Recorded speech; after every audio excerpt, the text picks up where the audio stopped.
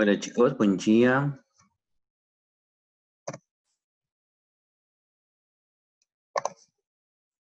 Buen día, Licen. ¿Cómo están? ¿Todo bien? Con un poco de frío.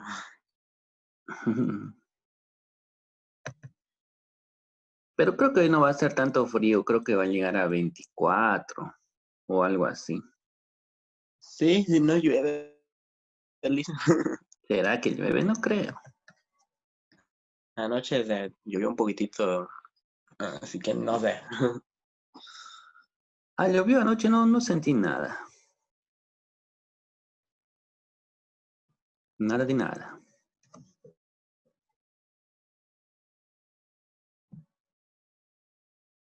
¿Dónde estará el resto de sus compañeros? Deben estar durmiendo.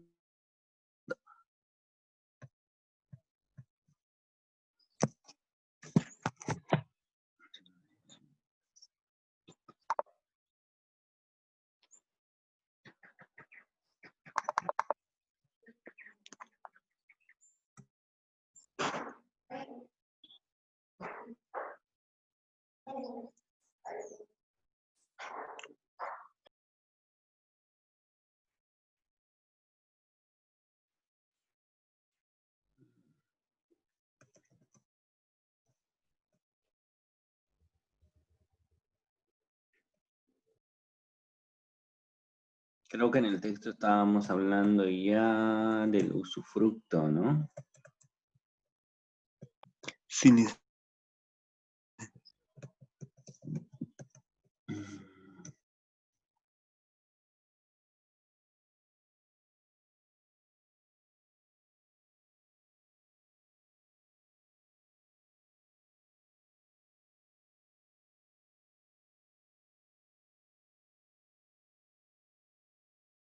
Ya, por aquí.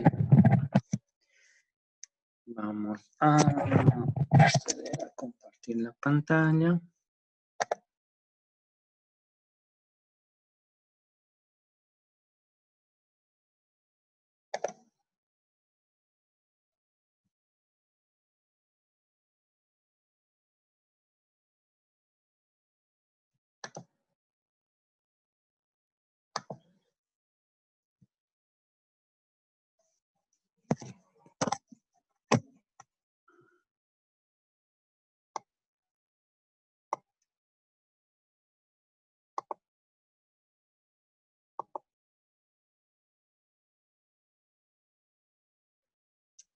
Ok, bien.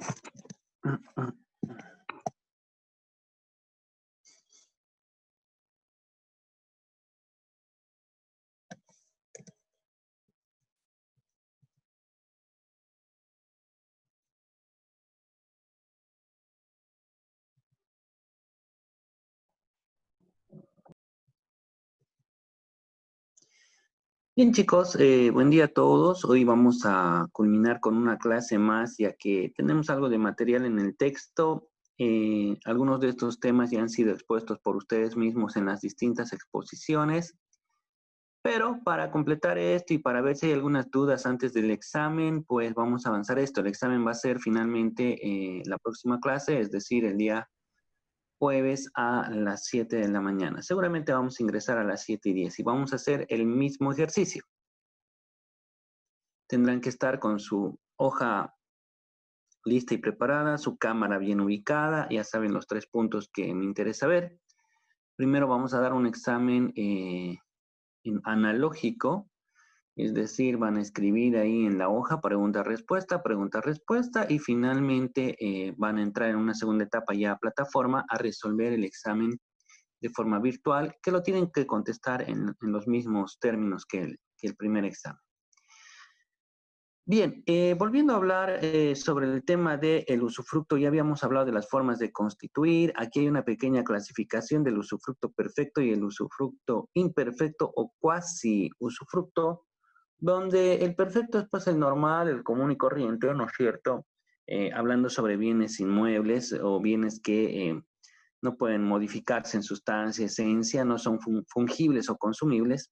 Y cuando hablamos de un usufructo imperfecto o cuasi usufructo, son aquellos donde prácticamente tú te quedas con el derecho propietario de esos bienes porque son bienes que se van a extinguir o van a perecer de acuerdo a su uso o su empleo, ¿no? Y que en realidad tendrás que al momento de la devolución, pues devolver otro igualito. Es como hablar de el usufructo de una garrafa o como hablar de algún otro bien que sea consumible. El plazo máximo de duración, ya sabemos que este no va a exceder por más de 30 años, hablando para las personas naturales, o perdón, jurídicas o colectivas, es decir, de existencia posible. Mientras que, hablando de las personas naturales como nosotros, pues el usufructo es ilimitado, es vitalicio, tendría que hacerse la renuncia al mismo mediante la suscripción de un documento. No sé por qué hay control vehicular. Creo que supuestamente todos los vehículos podían salir, pero ya ustedes me dirán si alguien tiene la noticia precisa. Bien, entonces seguimos. Aquí hay algunos deberes, ¿no es cierto?, y derechos del usufructuario. Y sabemos que el usufructuario pues tiene que cumplir con todo aquello que establece la ley y adicionalmente de aquello que se haya colocado pues en el documento, ¿no? Porque no se olviden que va a haber un documento de constitución, posiblemente porque es una de las formas de constituir, que es la vía convencional, y hay otra pues que es la vía legal que ya la hemos analizado, ¿no es cierto?, referente a la sucesión. Justo mi alumno Boris está saliendo en la televisión de la Universidad NUR y lo están parando, creo. Por eso es que miraba con atención la tele, es que su vehículo es muy reconocible. Y La a ver qué... universidad, ¿no? Ajá, es un alumno Boris. No, pero es uno mayor, gordito, que es militar, creo, o algo así. No, no es otro jovenzuelo como ustedes. Pero bien, vamos a ver si lo vuelven a enfocar.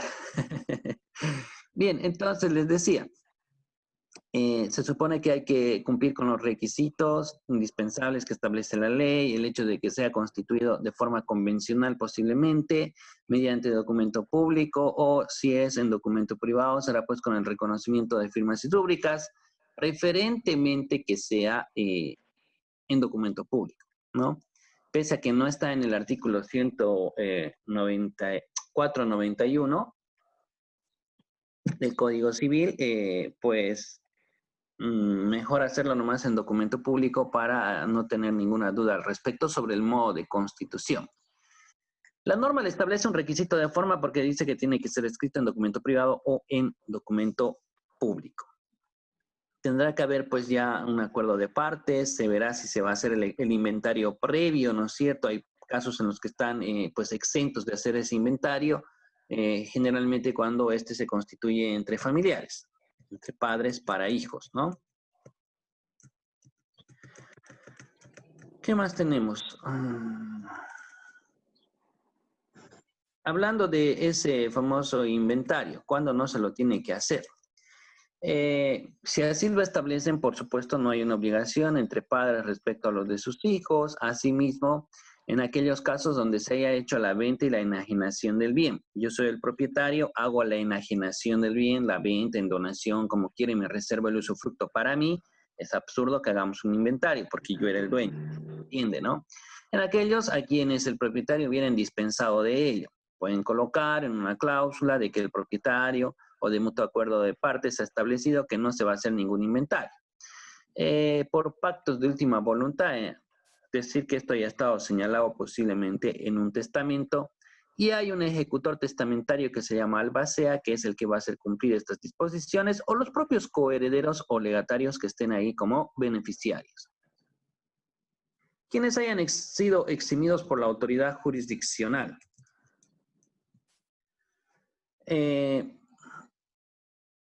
No me acuerdo pues mucho de la exposición del usufructo, no sé si han expuesto estas cosas como los beneficios que tienen o las obligaciones que hay, ¿no es cierto?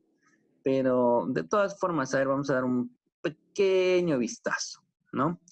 Poseer la cosa o reclamarla, ¿no es cierto?, en aquellos casos en que se haya visto limitado su derecho en ejercicio.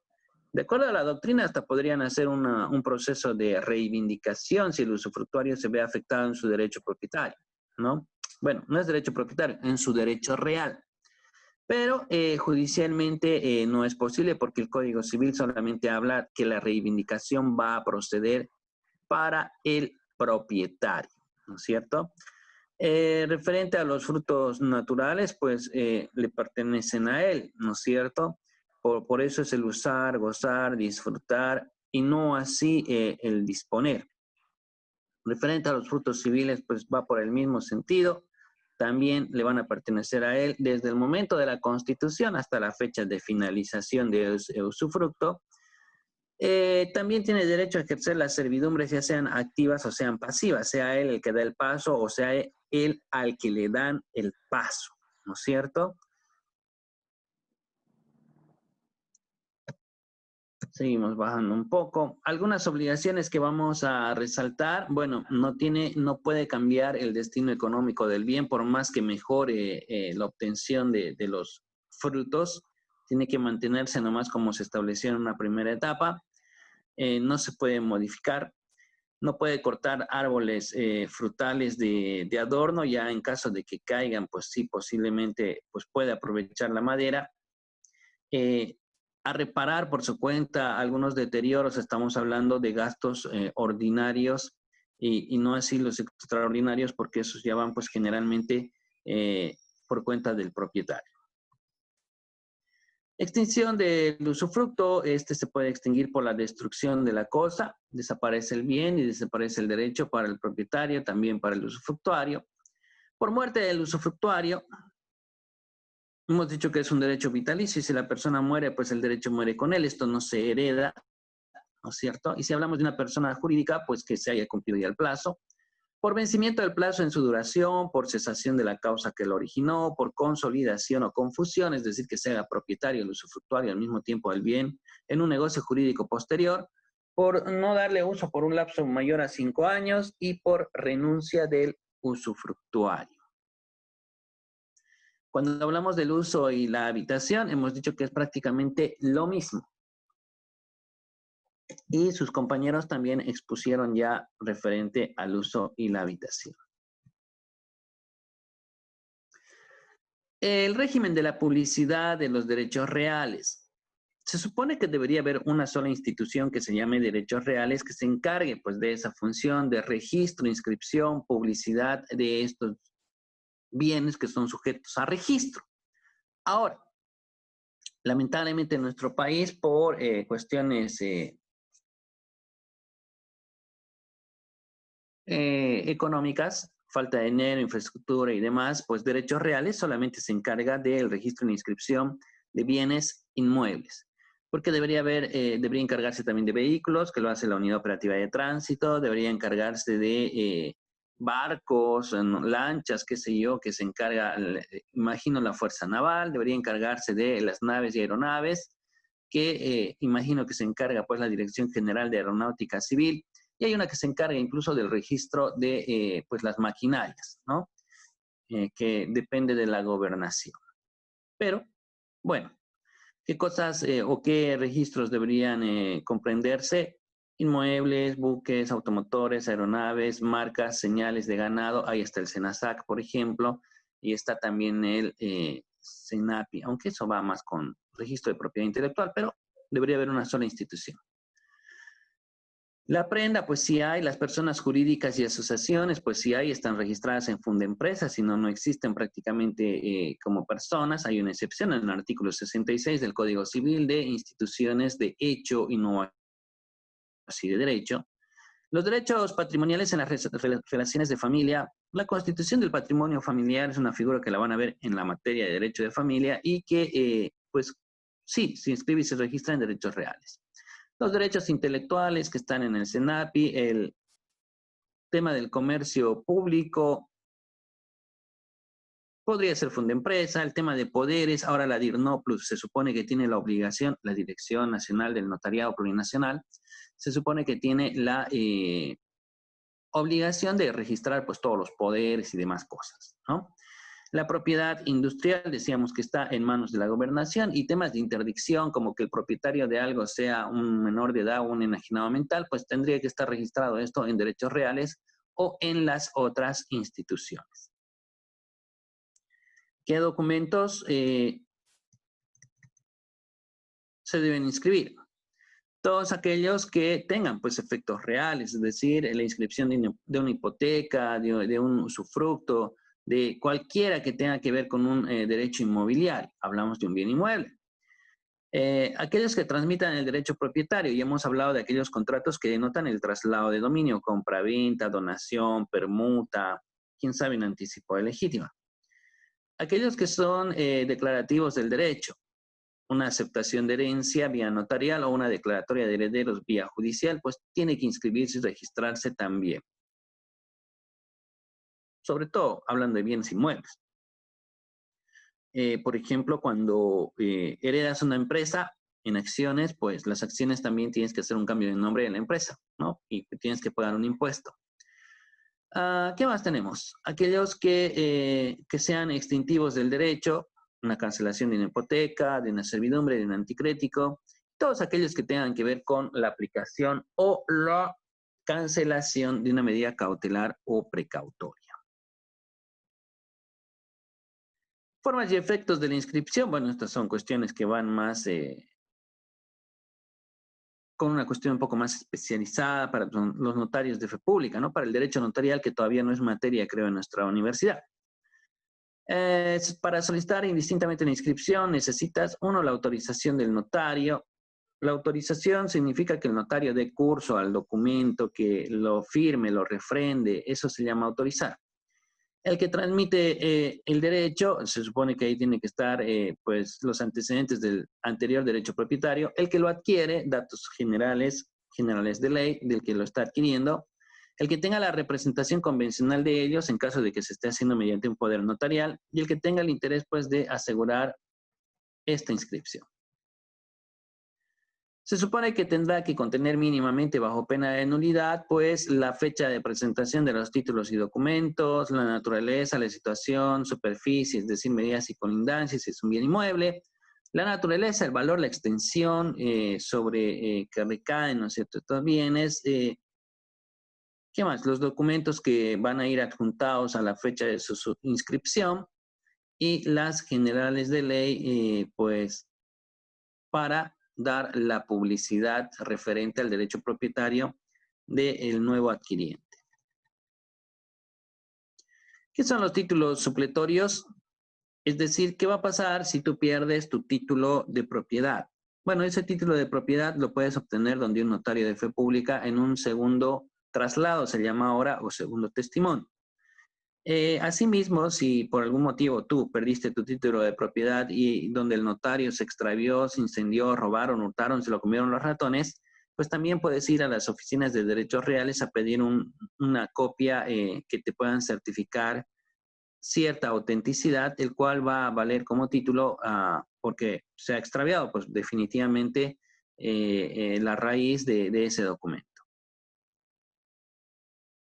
¿Cuáles son los efectos del registro de la inscripción? Ya hemos dicho que al ser público esto es oponible contra todos los demás y brinda pues cierta protección a los titulares de esos derechos. Ya hemos dicho que no queda blindado, ¿no?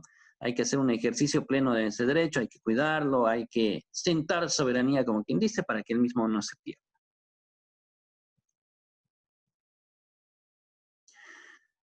Ha habido un grupo, creo que ha expuesto el tema de la reivindicación. Bueno, aquí tenemos algunas acciones reales que van en defensa del derecho propietario. Por un lado está la acción de reivindicación, por otro lado está la acción confesoria, que esa recae más sobre servidumbres, y por último está el tema de la acción negatoria.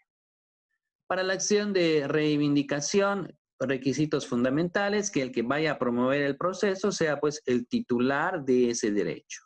Pese a que esto está abierto como medio de protección o mecanismo de cualquier derecho real, pues ya saben que el Código Civil solamente habla sobre el propietario. Otro de los requisitos es también que tú tienes que señalar con precisión, decíamos, la fecha de la eyección del bien. ¿Qué personas pueden promover? Los titulares. Si no es el titular, tal vez una tercera persona, pero con un poder de representación. Nadie más, los demás pues carecen de legitimación. Un inquilino, por ejemplo, no podría estar ejerciendo una acción de reivindicación. Interesante, ¿no es cierto?, en el derecho peruano, que un inquilino, si perdiera la posesión del bien, pues puede interponer un interdicto de recobrar la posesión. Acá en Bolivia no se puede. Objeto de la reivindicación. Bueno, de lo que se trata es que todos esos bienes pues estén en poder, ¿no es cierto?, del verdadero propietario. Y hay una tercera persona a título de extraño, a título de poseedor, que está sobre el poder físico de ese bien, ¿no? Entonces, ¿qué vamos a hacer? Recuperar eso para el propietario, pero eso se llama proceso de reivindicación. Se supone que esto procede con bienes muebles, inmuebles, pero generalmente en los inmuebles lo que tú promueves es una acción penal, ya sea por hurto, robo o apropiación indebida. Poseedor del demandado que reconoce un poseedor inmediato.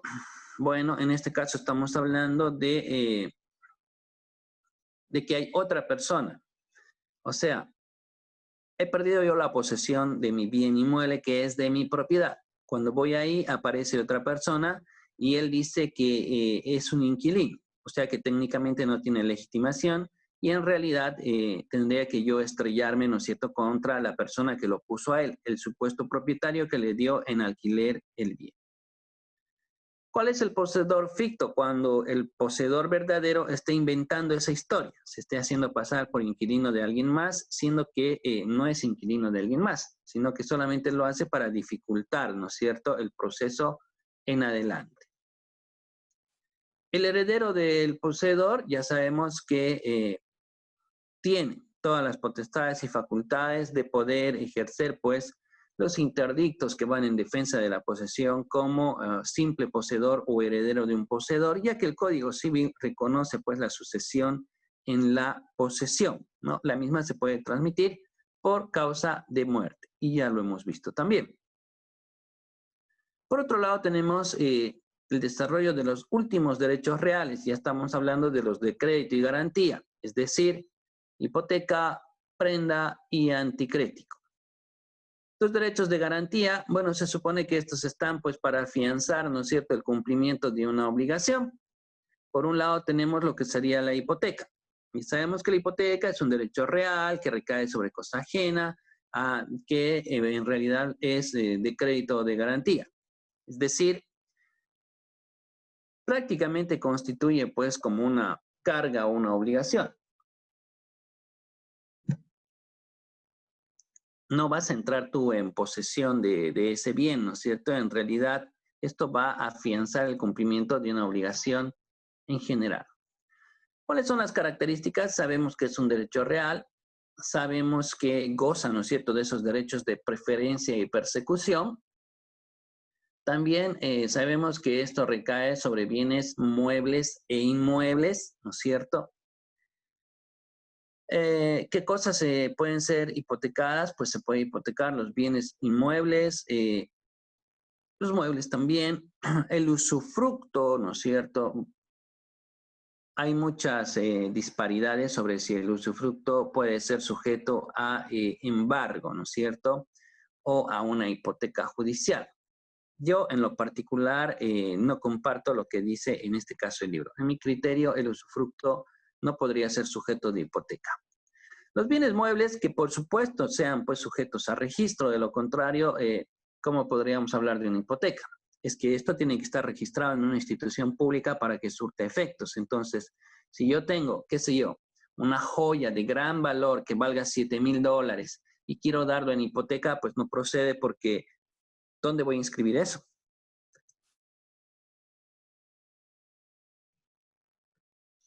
Requiere de inscripción. Uno de los requisitos fundamentales es que esto se pueda, pues, inscribir, que esto se pueda publicitar, ¿no es cierto?, para dar alerta a terceros y para, sobre todo, tener ese derecho de preferencia y persecución. De lo contrario, pues es muy complicado, es muy difícil que tú puedas gozar de los privilegios de una hipoteca sin inscripción. Es indivisible porque si yo me presto dinero y quiero garantizar con mi bien inmueble, digamos que me presto $5,000, bueno, pues no puedo garantizar con el garaje nomás o el cuarto de invitados, ¿no es cierto? En realidad va a recaer sobre todo el bien inmueble. es indivisible, decíamos ya por qué, y es solemne, porque por supuesto hay un requisito en la formación de este contrato y lo van a encontrar en el artículo 491, numeral 1 del Código Civil. Tenemos tres clases de hipoteca. Por un lado está la hipoteca legal. Aquí, sentido común, hay que asociar la palabra legal, viene de ley, por lo tanto, es una hipoteca que es establecida por el simple imperio de la ley.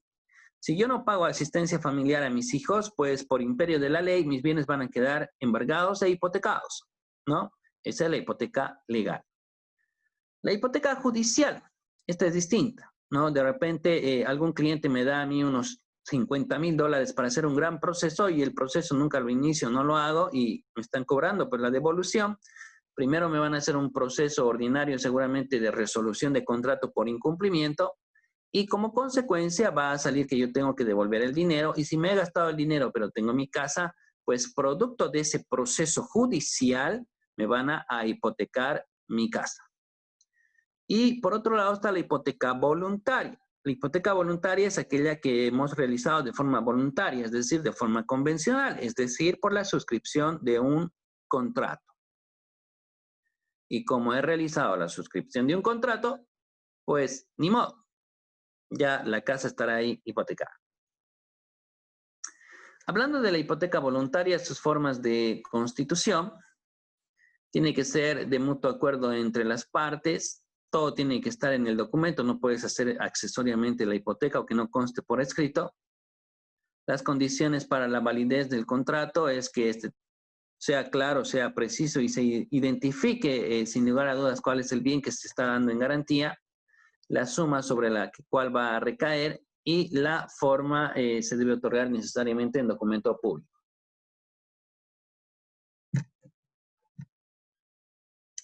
La especialidad de la hipoteca, no hablamos de forma general, ¿no es cierto?, de bienes habidos y por haber, presentes y futuros. Hablamos de un bien que está específicamente identificado, por lo tanto, no hay lugar a confusión. Esto está total y completamente individualizado. En lo que respecta al crédito, bueno, pues también la suma de dinero tiene que ser cierta, ¿no es cierto?, exigible, pero de cualquier forma, en caso de que haya que hacer una operación aritmética de por medio, pues se puede. Si el contrato te da los mecanismos, también se puede por un monto a establecer. ¿Qué más tenemos? La extinción de la hipoteca. Si yo pago la deuda, pues desaparece la hipoteca. Es uno de los efectos del pago o el cumplimiento, ¿no? Al cumplir la obligación, se extingue la relación jurídica, por lo tanto, todos aquellos bienes que han sido dados en garantía para su cumplimiento, pues estos van a extinguirse, ¿no? Por eso habla de la extinción de la obligación principal. Por la renuncia del acreedor a la hipoteca, habrá que hacer pues un documento mediante el cual el acreedor ha decidido pues simple y llanamente renunciar a ella, ¿no? Quién sabe, lo están sustituyendo con algún otro bien, no sabemos. Por pérdida del bien hipotecado, o sea, lo que desaparece es la hipoteca, no desaparece la deuda ni la obligación, ¿no? Si yo voy a dar en garantía hipotecaria un departamento en el piso 9, por decir algo, y hay un terremoto donde se cae todo, bueno, pues desaparecerá la hipoteca sobre el departamento, pero la obligación sigue viva, sigue latente. Formas de cancelar una hipoteca de forma voluntaria mediante la suscripción de un documento y de forma judicial cuando pues tendrías que buscar la prescripción de la obligación, ¿no? Por un lado, la inscripción fue realizada sin título legal ni convencional, o sea que ha sido una inscripción irregular. Por otro lado, cuando el título legal constitutivo sea declarado nulo, digamos que era un documento falsificado. Y el último, que muy pocos abogados saben hacerlo, no saben cómo, ¿no? Cuando la obligación ha prescrito. Si yo debía dinero y he dado en hipoteca mi casa y han pasado más de 5 años de que yo tenía que pagar, que la obligación se ha hecho exigible y no he cancelado ese dinero, la hipoteca va a seguir ahí en derechos reales, 5, 10, 15, se va a quedar ahí de por vida, ¿no? Entonces, ¿qué tengo que hacer? Tengo que hacer una demanda ordinaria de prescripción de la obligación y por ende, como consecuencia de una declaración judicial de la prescripción, pues recién se va a ordenar la cancelación de esa hipoteca. La prenda, bueno, prácticamente cuando nosotros hablamos de la prenda es muy similar, ¿no es cierto?, a lo que sería una hipoteca, es decir, es un contrato accesorio mediante el cual la obligación principal es el préstamo de dinero y donde tú vas a dejar, pues a título de garantía, algún bien, el mismo que va a afianzar, ¿no es cierto?, el cumplimiento de la obligación. Y que en caso de que no cumplas con tu obligación, ojo, esa prenda, ese bien que has dejado en prenda, no pasa directamente a ser de propiedad del acreedor. Tiene que llevarse mediante un proceso judicial a una venta judicial. Esos ejercicios que vemos, ¿no es cierto?, en las charcas, donde hay casas de empeño, donde tú te prestas, qué sé yo, llevas tu tel y te dan $300 y si no devuelves los $300 en una fecha establecida, pues tu tele la pierdes, ¿cierto? Bueno, esa prenda con muerte en nuestro país es ilegal, está en el artículo 1345, se llama la nulidad del pacto comisorio, ¿no? En Civil 3 lo vamos a ampliar. Bueno, si lo ven conmigo o con el profesor que lo vean, seguramente van a ver qué es el pacto comisorio. Los caracteres de la prenda, el contrato de prenda tiene las siguientes características. Por supuesto que es un derecho real, ¿no es cierto?, sobre cosa ajena de crédito de garantía. Es indivisible porque también recae sobre la totalidad del bien, no puede ser solamente sobre las llantas del vehículo, por decir algo, es todo el vehículo. Posibilita una ejecución forzada, por supuesto, en caso de incumplimiento, pues lo que vas a hacer es llevar a venta judicial el bien dado en prenda. Condiciones de validez de la prenda, por supuesto que tiene que haber pues un contrato donde exista el consentimiento de ambas partes. Tienen que tener capacidad pues ambas partes para que el contrato sea válido, es algo que se sobreentiende. Y debe existir la disposición del bien, es decir, se tiene que dar la entrega del bien el cual tú estás otorgando pues como garantía prendaria. Aunque hay una que es sin desplazamiento, ahorita la vamos a ver. El derecho de retención, ¿en qué consiste? En que posiblemente hayan otros acreedores y quieran llevar a remate, pues dicho bien, quieran quitarle, ¿no es cierto?, al acreedor prendario. Él tiene un derecho de preferencia bajo el entendido de que, quién sabe, ha tenido gastos de mantenimiento del bien y gracias a él hay un excelente bien que rematar, ¿no? En esos casos hay preferencia en todos los gastos que él ha tenido para la conservación de la cosa. Primero se le pagan a él y luego él dará el bien a posiblemente remate de acuerdo a lo que establezcan en los procesos que hayan iniciado. El derecho de preferencia del acreedor tiene derecho a que se le pague pues todo aquello que ha gastado, la obligación también y en todo caso tiene el derecho de, va a subsistir a no ser que colisione con otro derecho de mayor privilegio, ¿no? Ahí habrá que ver la prelación y demás. Obligaciones de las partes. El acreedor prendario no puede utilizar el bien. Sí tiene que darle cierto mantenimiento, cierto uso. O sea, si me dan a mí un vehículo, lo tendré que encender pues por lo menos una vez a la semana o 2 veces a la semana. Quién sabe, dar una vuelta aquí el manzano, los manzanos de mi casa, por temas de mantenimiento para que el vehículo no se deteriore más, porque bien es sabido que se deteriora más parado que funcionando. La batería se descarga, las llantas se secan, se parten, entonces es un problema, ¿no? Pero eso no da lugar a que si a mí me han dado un vehículo como garantía prendaria, que yo lo utilice pues para llevar a mis hijos al colegio, para ir yo a mi trabajo, qué sé yo, eso de ninguna manera porque ya estás usando el bien.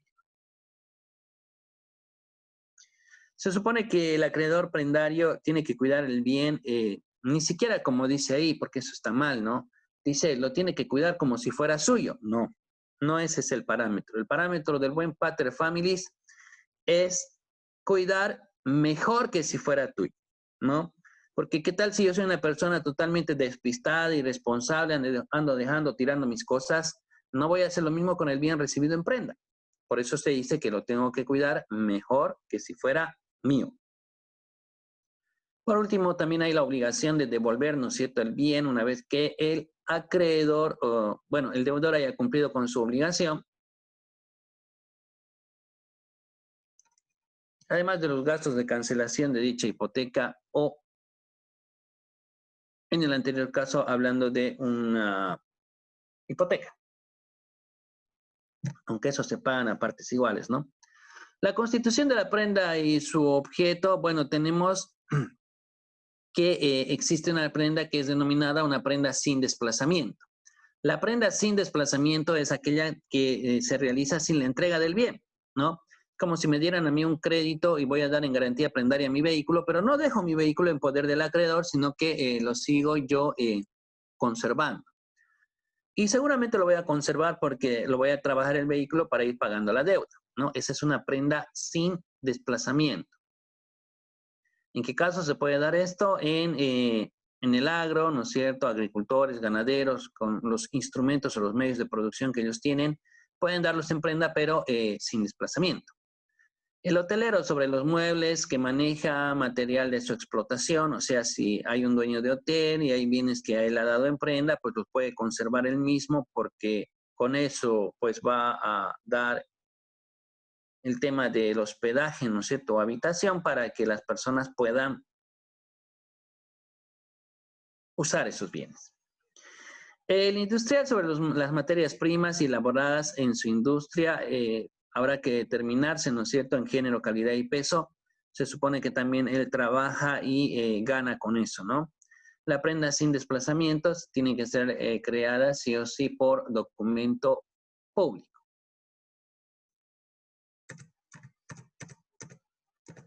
Y con eso, señores, hemos terminado todo el libro. Vamos a cerrar esto. Muy bien, jóvenes. Prácticamente hemos llegado a nuestra última clase. No sé si tienen alguna duda, pregunta o algo para el examen final. Los escucho. Doctor, buen día.